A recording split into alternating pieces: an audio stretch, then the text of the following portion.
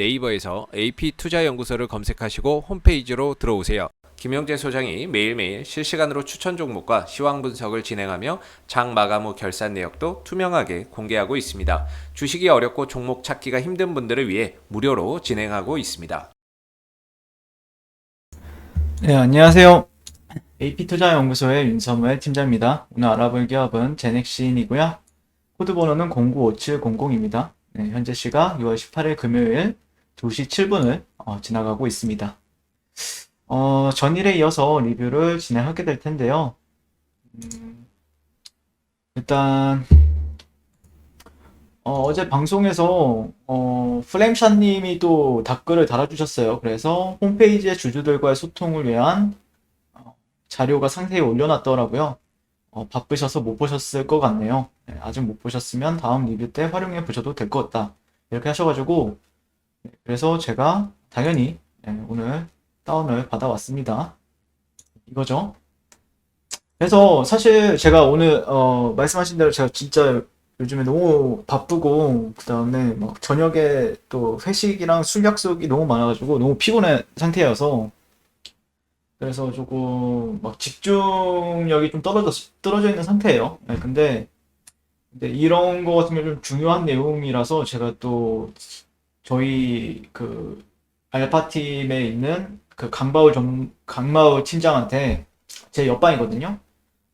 제가 굉장히 아끼는 동생인데 하여튼 그 친구한테 제가 이거를 좀 보여줬어요. 그래서 이거를 읽어보다가 제가 좀 궁금한 부분들만 좀 집중해서 물어봤거든요. 원래 그 친구가 제약회사는 아니고, 제약바이오 쪽 연구실에서 오랫동안 연구를 해왔던 친구예요. 그래서 좀 이런 부분에 있어서 저도 그 뭐냐, 그 제약바이오 쪽을 또 리뷰를 많이 하다 보니까 궁금한 점이 있으면 바로바로 물어보는데, 그런 부분에 있어서 좀 물어봤어요. 네. 어떤 부분을 물어봤냐면은 결국에는 이 부분이에요. 네.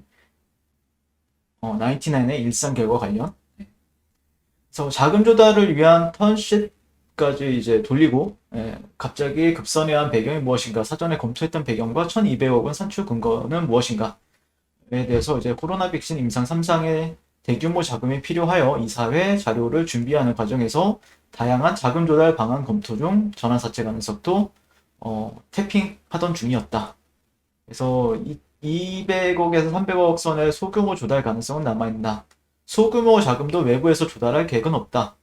그러면 어떤 것들이 가능한가? 제넥신이 보유한 자산 일부 매각 등을 포함해 여러 가지 방안이 검토 가능하다. 그래서 이거를 어제 그 기사에서 이런 방법으로 할 것 같다는 느낌이 든다라고 말씀드렸었고, 그래서 외부 조달 안 하겠다는 이면에 백신 개발 포기할 가능성도 있는가? 기존에 밝혀왔던 대로 백신 개발을 위해 최선을 다하고 있다. 그러니까 지금도 개발에 힘쓰고 있다라고 말할 수 있는 것 같고요. 정부가 2개 백신 개발 기업의 자금 등 적극 지원 발표한 바 있다. 제넥신도 신청 대상인가? 정부와 이야기하고 있나? 신청 대상이고 정부와 이야기하고 있다라고 얘기를 했어요. 그래서 회사의 현재 자금 사정은 어떤가라고 이제 했었는데 투자 자산 제넥신이 투자한 다른 바이오 기업들 그런 게 이제 만약에 현금화했을 때 약 8천억 원 정도를 보유하고 있다. 근데 이제 이게 좀 애매모호한 게 이게 어쨌든 거기 나스닥에 상장이 되어 있는 것도 있고 코스닥에 상장이 되어 있는 것도 있는데 얘네들 같은 경우 시세가 좀 왔다 갔다 하기 때문에 정확하게 8천억이 될지 말지는 모르겠어요. 이것도 어느 정도 좀 뭐 주가 올라갔을 때 8천억이냐 아니면은 지금 상태에서 8천억이냐 이 부분은 좀 애매모호한 것 같고요. 어쨌든 현금과 현금성 자산은 300억 원 이상 확보하고 있다. 그러니까 확실하다면은 충분히 투자는 그러니까 그 백신과 관련해서 자금 조달은 가능하다라는 관점으로 이해를 하고 있습니다. 네.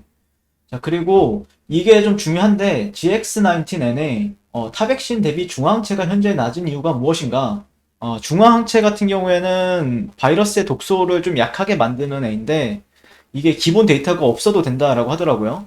그래서 백신으로 충분한 기능이 가능한가라고 했는데 DNA 백신은 T셀 같은 경우에는 제가 물어보니까 면역 반응 세포라는 건데 바이러스가 들어오면 직접적으로 공격하는 애라고 합니다. 그러니까 그 강바울 팀장의 말에 따르면 바이러스를 먹는 애라고 합니다. 네. 그래서 T셀 면역 반응은 높은 수준으로 나오지만 중화 항체는 상대적으로 낮게 나오는 것이 본 원천 기술의 특징이다 라고 얘기를 하고 있어요. 그래서 한마디로 표현해서 백신은 원래 이제 코로나 바이러스 항체를 집어 넣는데요. 네, 그래야 코로나 바이러스가 들어와도 이길 수가 있겠죠.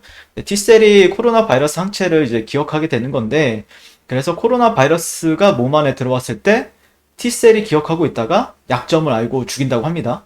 근데 제넥신이 만든 중화 항체의 경우에는 코로나 바이러스 항체를 집어 넣는 게 아니라 코로나 바이러스가 들어왔을 때 약하게 만드는 걸 한다고 합니다. 그러니까 이게 그 기존에 있는 백신들이랑 어떤 차이점이 발생이 되냐면은 우리가 몸 스스로 이길 수 있게 도와주는 게 제넥신이 만들고 있는 GX99의 DNA 백신이라고 합니다. 그래서 근데 여기에서 보면은 항체 없이 T셀 면역 반응만 충분히 높아도 코로나 바이러스의 예방 효과가 있다는 기존 임상 결과 보고서가 있다. 이렇게 대답을 했어요. 그래서 굳이 그게 없어도 이 정도만 해도 그 예방 효과가 있다라고 하는 거니까 좀 뭐 그렇게 크게 관여하지 않는다라고 얘기를 하는 것 같아요. 네. 그래서 그러면은 야 여기서 그러면 장단점이 무엇이냐라고 제가 물어봤거든요. 그러니까 여기서 장점은 가격은 낮을 가능성이 높고 안전성이 높을 것으로 예상이 된다라고 하더라고요. 그러니까 최근에 보면 아스트라제네카나 얀센 백신 제 지인들도 이제 백신을 맞은 분들이 계시거든요. 보면은 혈전 증상이 있고 뭐 몸에서 갑자기 두드러기가 난다라거나 그런 부분이 있더라고요. 실제 제 지인들도 보면은 그래가지고 그런 게 조금 안전성이 조금 떨어진다. 물론 최근에 아스트라제네카의 어떤 그 어디였더라? 뭐 이제 영국의 옥스포드 어떤 분께서 이거를 고칠 수 있다. 혈전 증상이 없게 만들 수 있다라고 이제 최근 그 인터뷰를 본 적은 있는데 아직까지 지금까지 나오는 백신들 같은 경우에는 좀 문제가 있어요. 네. 그러면 반면에 단점은 무엇이냐? 코로나 바이러스 항체를 만드는 것이 아니기 때문에 당연히 성능이 좀 떨어진다. 네. 그래서 제가 이제 한마디로 이제 이거를 그럼 어떻게 얘기해야 되지? 이렇게 생각을 해봤는데 그러니까 제가 봤을 때는 임상 결과만 좋으면은 헤비하지 않고 라이트하게 투여할 수 있다라고 결론을 내렸어요. 네. 네, 그래서 좀 어떻게 보면은 기존 백신들 같은 경우에는 조금 약간 무거운 느낌이라고 하면은 제넥신에서 나올 수 있는 백신 같은 경우에는 조금 라이트하다라고 좀 이해를 했거든요. 이게 정확하게 맞는 건지는 모르겠는데 좀 이런 식으로 둘이서 이렇게 좀 얘기를 나누면서 분석한 내용은 뭐 많이 부족할 겁니다. 아마 제약바이오 다니시는 분들이 이렇게 얘기하면은 코드 숨 칠 수도 있는데 이게 맞는지 모르겠습니다. 네, 근데 어쨌든 네. 그러면 나온다라고 했을 때는 임상 결과만 좋으면은 괜찮을 수 있다라고 얘기하더라고요. 네.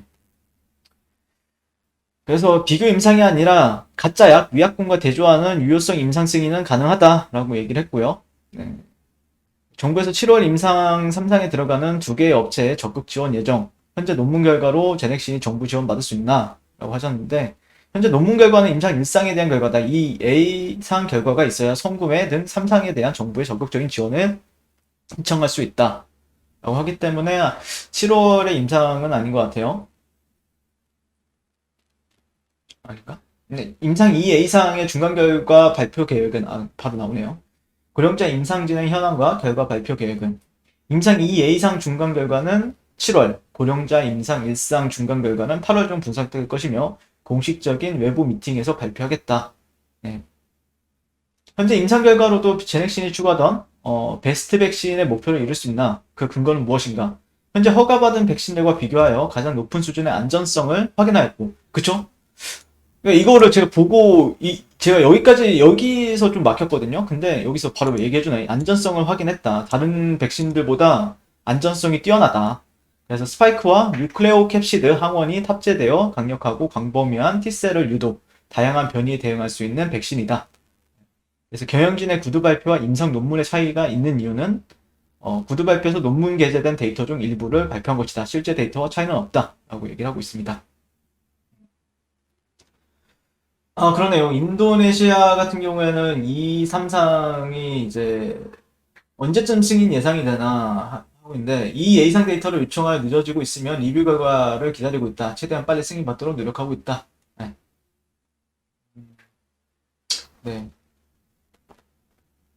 일단 이를 기원 변이체 방어 효능 검증도 수행할 계획이다. 네.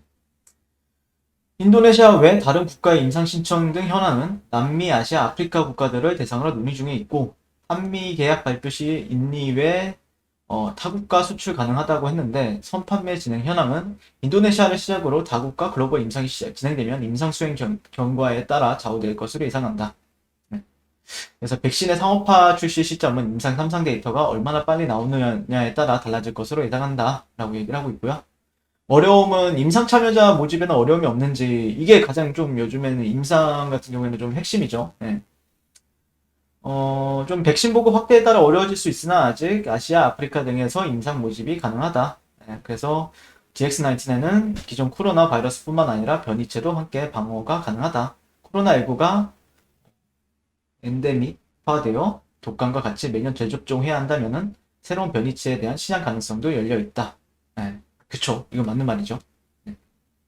그리고 다른 기존 파이프라인 같은 경우에는, 이게 제가 보는 관점에서 이것도 중요하죠. 중요한데, 오늘 같은 경우에는 좀, 이것도 한번 읽어보고, 제가 추가적으로 붙일 수 있는 내용이 있다라고 하면은 바로 또 리뷰하는 시간에 말씀드리게 될 것 같고, 일단은, GX19N의, 233, 233이 아니라, 일상 관련해서, 조금 알아봤고요.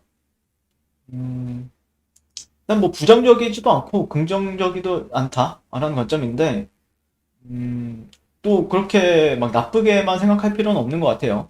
예, 나쁘게만 생각할 필요도 없고, 그렇다고 해서 막 이게 또 그러니까 이 제넥신이 말하는 게 그거죠. 아까 베스트 백신이 있었는데, 이 베스트 백신이라는 거는 기업들마다 추구하는 게 다르지 않을까라고 생각을 해요. 네, 어떤 데는 안전성이 가장 우선시되는 기업이 있는 반면에, 어떤 기업은 성능이 가장 우선시되는 기업도 있고, 그런 부분이 있는데, 근데 되도록이면 어느 정도의 성능과 함께, 안전성까지 있으면 가장 베스트한 거겠죠. 그래서, 한번 그런 관점에서 계속해서 지켜보게 될 것 같아요. 네. 테넥신. 최근에 진원생명과학이 좀 오늘 같은 경우에는 나름 강하게 가고 있는데, 얘 같은 경우에도 조금 얘는 그냥 반등 없이 떨어지고, 그다음에 그러다 보니까 약간 사이클이 좀 다르죠. 얘랑 제넥신이랑은. 그래도 뭐 제넥신도 결국에는 좋은 결과 있을 거라고 믿어 의심치 않고요. 좋은 결과가 있길 바라면서 오늘 리뷰는 마치도록 하겠습니다. 조만간 저점 나올 거라 생각합니다. 여러분들 너무 걱정하지 않으셔도 되지 않을까 바라보고 있고, AP투자연구소 홈페이지 가시면은 저희 김용재 소장님께서 아침마다 무료 추천 종목을 추천 도와드리고 있고요. AP 메신저, 네, 저희 텔레그램방에 이제 초대를 도와드리고 있어요. 그래서 그젠가 제가 이제 진원생명과학이란 종목도 추천을 도와드렸었는데 오늘도 잘 가네요. 네, 그래서 저도 이제 뭐 이렇게 좀 그런 백신과 관련주들 항상 눈여겨보면서 좋은 타점에 이제 분석을 진행해서 드리고 있는데, 그런 부분들 참고하실 필요 있다라고 하면은 한번 이런 것도 괜찮지 않을까 생각합니다. 네, 오늘도 시청해주셔서 감사드립니다. 한 주간 고생하셨어요.